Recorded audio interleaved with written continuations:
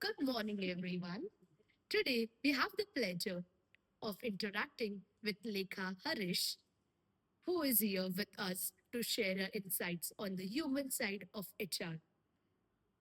In today's corporate world, where technical skills are important, what truly makes a great leader is the ability to understand people, communicate effectively, and resolve conflicts with empathy and emotional intelligence. Through this short interaction, we hope to gain valuable insights from ma'am's experience in corporate training and people development. Ma'am, a very warm welcome to SFIMAR and thank you for taking the time to interact with us today. Thank you. To begin with, ma'am, before we move into our discussion, could you please tell us a little about yourself and your journey in corporate training and people development? Thank you for giving me this opportunity. So, I was always inclined towards teaching, but somewhere my father inspired me to get into adult education.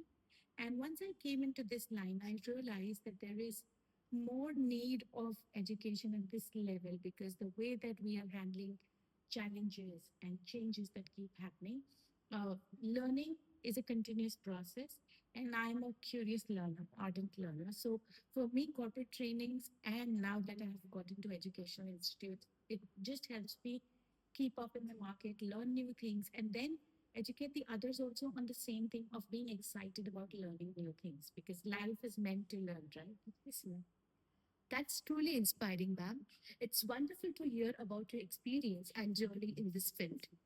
Moving ahead, ma'am, in your training session on communication and behavioral skills, you must have interacted with many professionals and young managers. From your experience, what are some of the common communication challenges that young managers face in today's organization? So, I think the biggest challenge for young managers is the fear of asking questions and a lot of judgments, a lot of assumptions. What happens is they feel that we've just joined. How can I even ask that I don't know? So there is an assumption that they think that, I should know it all. However, I would want the young managers to know that corporates also understand that you've just come out of college and you're joining an organization. So there will be a training and a transition period for you. However, there is so much, hula hoop around the fear of asking questions that I can't ask. I should just know it all. So I would like to take this moment and tell everybody that you need not know it all, but you should be willing to know it all, right? So that willingness is the key that will take you forward. That's very interesting to know, ma'am. I am sure many of us will face similar situations when we enter the corporate world. Since we are management students preparing for our future careers, maybe next question is about something about all of us are really curious to know. How can students like us start developing empathy and emotional intelligence while we are still in college? So, yes, I love the questions that you have for me. Empathy and emotional intelligence. I think empathy is a part of emotional intelligence. And the key to that is that you need to start listening. And I would connect it with my previous answer. If we drop our fears, we are more than willing to listen. What is happening is people are just passively involved in this activity, wherein, even if I'm expressing something to you, so like now, if you're an HR professional, okay, so I'm going to be an HR professional, the biggest thing that you have to do is you need to know how to listen. Because what happens is we always operate out of preconceived notions and judgments. This insight has come to me through the nonviolent communication that I practice. That you need to know, are you into judgment or observation? So, as students, I am insisting that people should drop judgments that, what, this is what always happens, this is how things are. No.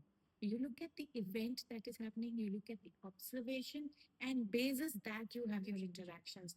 When you just look at it as an observation, your listening improves, your empathy improves, your emotional IQ increases, because then you know how to connect with the other person. Thank you for your really valuable advice to all of us. It shows that the skills can start developing even before we step into the workplace. Ma'am, based on your corporate training experience, could you share an example where empathic communication helped resolve a workplace conflict? So there are quite a few in that sense. However, the one which is at top of my mind is there was this employee who was regularly late to work, and the manager would always get upset that, I can't count on you, you're never reaching on time, and the appraisals were getting affected, and he was being badged as a latecomer. However, in a personal meetup or a weekly meet, what happened was that he happened to break down and he was going through a very terrible time back at home. And because, again, the judgment that I cannot be sharing this in a professional space, because the body and the mind couldn't handle it anymore, the breakdown happened.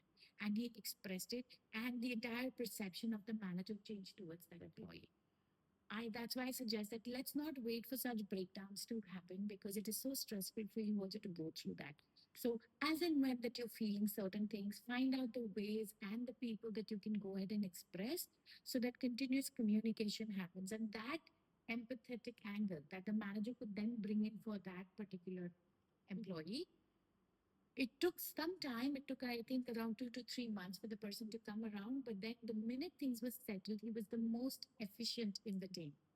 Yes, that example truly shows how understanding and listening can completely change the outcome Absolutely. of a situation.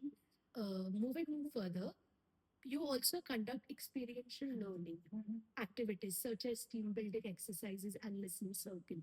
Could you explain how these activities help individual improve communication and build trust within teams? Okay. So listening circles is a different ball game, but when you look at team building activities or when you're looking at experiential learnings, why do we actually drive these is that whenever that we are interacting, like right now you would have a certain mindset running, but the decorum or the format requires you to behave in a certain way. When we get into an experiential activity, what happens is we suddenly drop our barriers and we become our core selves. So, when you're playing on the field, you don't mind, nudging somebody and running away, but you wouldn't do that right now if you're standing in a queue. So experiential learnings actually bring out the original you. And that is where you get to realize that, okay, you know what? This is my nature. And thanks to NVC, we don't put any nature as good, bad, right, wrong. It is just a nature that you have. So with experiential activities, and then we can extend it to listening circles saying that it's a no judgment space. So you can just about be yourself.